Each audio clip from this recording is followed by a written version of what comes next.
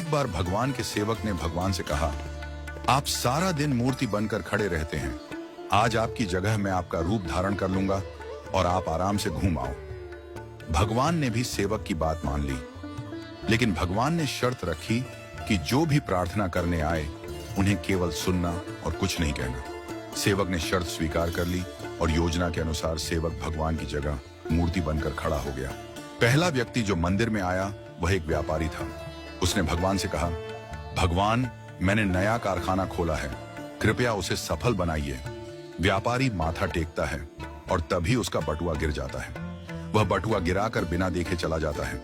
सेवक बेचैन हो जाता है और सोचता है कि व्यापारी को बता दे कि उसका बटुआ गिर गया है, लेकिन भगवान की शर्तों के अनुसार वह कुछ नहीं कहता। कुछ समय बाद एक गरीब आदमी आता है और भगवान से कहता है, भगवान, घर में खाने के लिए कुछ नहीं है, कृपया हमारी मदद करें। भगवान के सामने बटुआ पड़ा होता है। वह गरीब आदमी भगवान का धन्यवाद करता है और बटुआ उठाकर चला जाता है। फिर एक नाविक आता है और कहता है, भगवान, मैं 15 दिनों के लिए समुद्र की यात्रा पर जा रहा हूं, कृपया मेरी यात्रा में कोई समस्या ना हो। ठीक उसी समय व्यापारी पुलिस के साथ आता है और कहता है, यह नाविक मेरा बटुआ चुराकर भागा है। पुलिस नाविक को पकड़ कर ले जाती है। इस बीच सेवक बोल पड़ता है, बटुआ गरीब आदमी ने चुराया है। इसके बाद गरीब आदमी को पकड़कर जेल भेज दिया जाता है। रात को भगवान लौटते हैं और सेवक खुशी खुशी पूरा किस्सा सुनाता है। भगवान मुस्कुराते हुए कहते हैं, तुमने किसी का भला नहीं किया बल्कि सब कुछ बिगाड़ दिया। वे आगे कहते हैं, व्यापारी का बटुआ गिरना कोई बड़ा नुकसान नहीं था, वह गलत धंधा करता है, और अगर उसका बटुआ गरीब आदमी को मिल जाता तो उसके बच्चों को भोजन मिलता और उसकी परेशानियां दूर हो जाती। भगवान ने कहा, नाविक जिस यात्रा पर जा रहा था वहां एक तूफान आने वाला था। अगर वह जेल में होता तो उसकी जान बच जाती और उसकी पत्नी विधवा होने से बच जाती।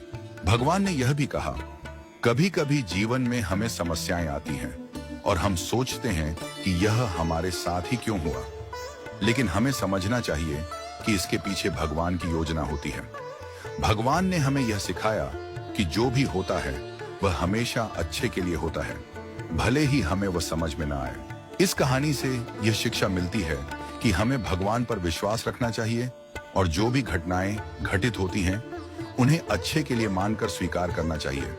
भगवान की योजना हमेशा हमारे भले के लिए होती है और कभी कभी हमें उस योजना को समझने में वक्त लगता है। हमें हमेशा यह मानकर चलना चाहिए कि जो भी होता है वह हमारे भले के लिए ही होता है और हमें उसमें भगवान की मर्जी को स्वीकार करना चाहिए। हमें कभी भी किसी स्थिति में निराश या हताश नहीं होना चाहिए, क्योंकि हर घटना के पीछे कोई ना कोई गहरी योजना होती है जो हमारे जीवन को बेहतर बनाने के लिए होती है।